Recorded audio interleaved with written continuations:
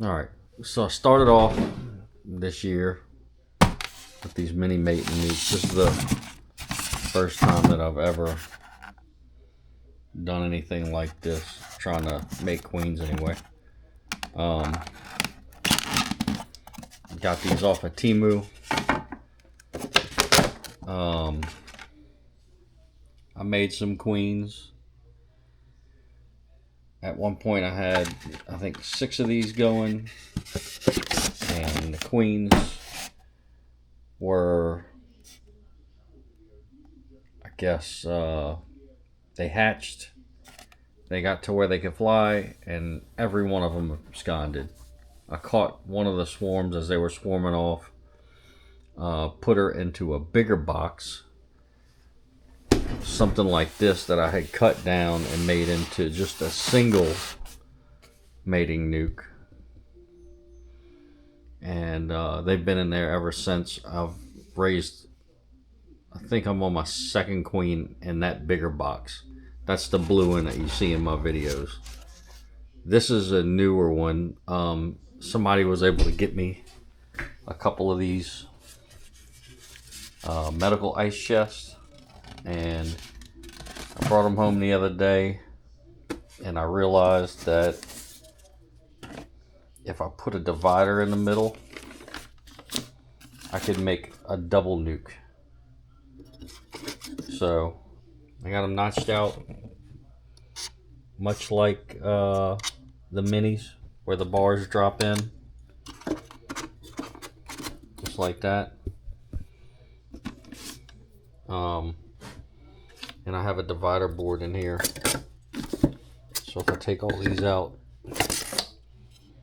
you can see that there's a divider with a shelf. The hope is that, one, I can use these to raise 2 queens at once.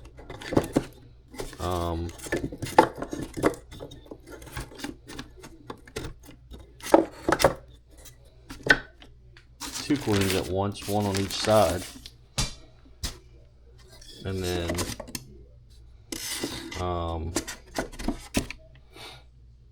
two is that they're a little bit more, they're a little thicker, you know, about 1.25 inches thick, and that seems to be working really well on the other one. I haven't decided if I'm going to use these little cardboard pieces for inner covers from an old box or whatever. The lid goes down on here tight, so I don't really need an inner cover, because the lid is just as tall as the lip right here, so it would seal pretty well. But I'm trying to decide how I'm gonna feed them. If I wind up making it like that, which I don't think. I think if I made those inner covers and I just made holes in the top for like a 20-ounce water bottle, or even maybe the those plugs that you get for those like chloroplast mating nukes, those yellow plugs. I can maybe put the plug in here when I'm not feeding, and then just put mason jars on top when I'm feeding. I did cut one entrance in this so far, right here, and I 3D printed a little tube to go in there so that the bees don't just chew out the foam. So in this box you would have one on this side and then one on the opposite side right here, so that they would not interfere with each other.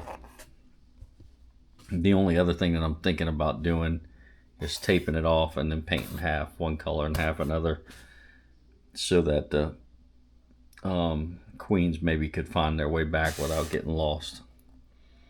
So that's what I'm currently working on. I'll let you know how it works out.